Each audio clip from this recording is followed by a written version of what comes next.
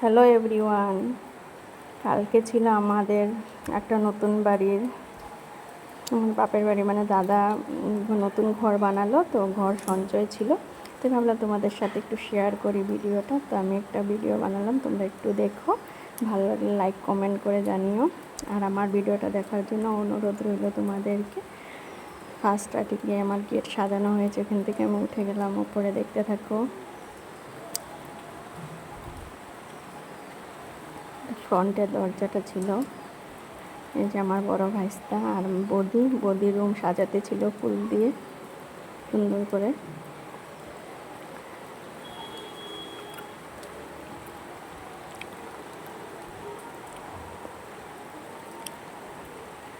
সুন্দর করে ফুল সাজাতে ছিল, ভালোই লাগতেছিল, ভাবলাম আমি একটু ভিডিও করে নিই। আর এই যে পূজার আয়োজন করা হলো, 5টা পূজা হয়েছিল, ভীষণ দেরি হয়ে গেছিলো, কালকে সন্ধ্যা পর্যন্তই পূজা করেছে।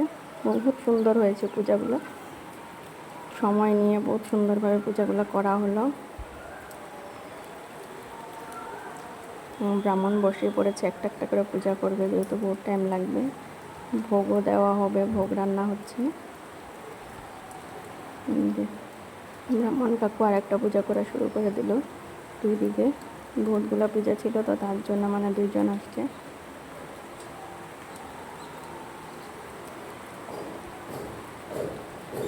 দাদাও বসছিল পূজাতে, আমার বড়দা পূজা করতেছিল। দাদা বড় বৌদি বসছে। পূজাটা খুব সুন্দর হয়েছিল কালকে, সবাই মিলে আমরা খুব এনজয় করলাম, ভালো লাগলো। সবাই আসছে, সবাই মানে আমাদের ওরকম সবাই আসা হয়নি। এটা ছিল বৌদির মা, ছোটো কাকি, কাকু, যে আমরা চা খাচ্ছিলাম সবাই বসে বসে নিমকি মিষ্টি দিয়ে সবাই মিলে। আর যে আমাদের রান্নার জন্য, ভোগ রান্নার জন্য মাসিকে আনা হয়েছে, মাসি সব ভোগ রান্না করেছে। যেহেতু ফার্স্ট টাইম আমরা ধরতে পারবো না কোনো কিছুই, ঠাকুরের ভোগ রান্না করা হবে, তাই মাসি সব বানাচ্ছে, আমরা ঢুকতেই পারিনি। মাসি আমাদেরকে সব বানিয়ে দিচ্ছে চাটা, সব রান্না মাসি করলো। যে বৌদির মা ওরা সবাই রান্না টান্না আয়োজন করছে। সব বসেছিলাম আমরা বাইরে, এখনও ওরকমভাবে কিছু আনা হয়নি, তার নতুন রুম তো, তার জন্য সবাই আমরা নিচে বসেই সব পুজো দেখছি। এটা ছিল আমার বৌদি, আমারও বৌদির মা, সব আমি একটু ভিডিও করে নিলাম সবাইকে। এটা আমার ছোট কাকি ছিল, ওরাও আসছিল, কাকু কাকি, কাকুর একটা কাকু ছিল, ছোটো কাকুর বাবার ভাই, যেহেতু বাবা তো এখন নেই।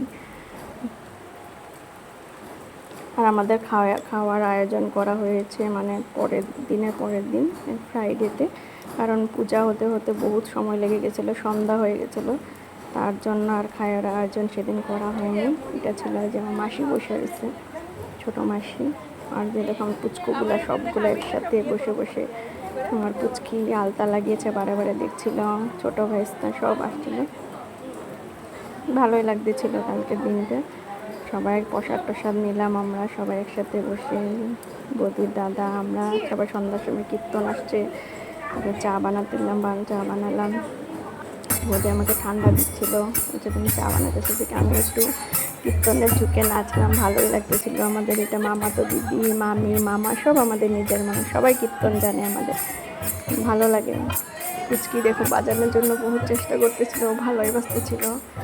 আমাদের সবাই কিন্তু কীর্তন জানে, কীর্তন জিনিসটা ভীষণই ভালোবাসে। এটা আমার বড় মামি, আমার মামা তো দিদি, মাসি সবাই একসাথে। এখন ঘরে ঘরে যাবে সবাই, সব রুমে তো পূজা করা সম্ভব না, একটা রুমে পূজা করেছে, সব রুমে কীর্তন দেখাবে।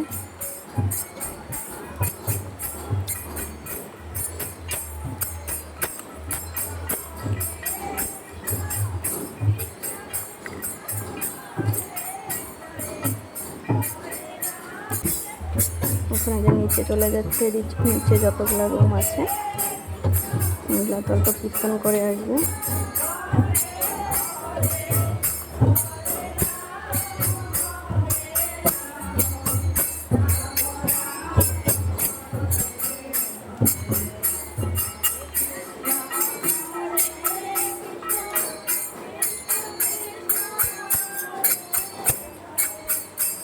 আমার পুচকি তো কীর্তনে পুরা মগ্ন ছিল, এত সুন্দর নাচতেছিল, ওর মনে ও পুরা একদম কীর্তন করতেছিল, কি ভালো লাগতেছিল কীর্তনের তালে তালে। আমার এটা বড়দার মেয়ে, আমার ভাইস্তি। এটা কীর্তন শুনলে কার না নাচ ওঠে, ও তো ছোটো, আমাদেরই ভীষণ ভালো লাগে কীর্তন করতে, তাই না বলো সবাই তোমরা? কীর্তন জিনিসটা এরকমই। তো যদি আমার ভিডিওটা ভালো লাগে তোমরা প্লিজ লাইক কমেন্ট করে জানিও। তো ভাবলাম তোমাদের সাথে সব কিছু যখন শেয়ার করি, তো ভিডিওটা শেয়ার করি কি করলাম কালকে, আমরা কীভাবে পূজা করলাম। তো খাওয়ার বাইরের মানুষের আয়োজন ছিল না কালকে, হবে ফ্রাইডেতে, তার জন্য এতটা মানুষ হয়। তো বাই বাই সবাইকে আমার ভিডিও।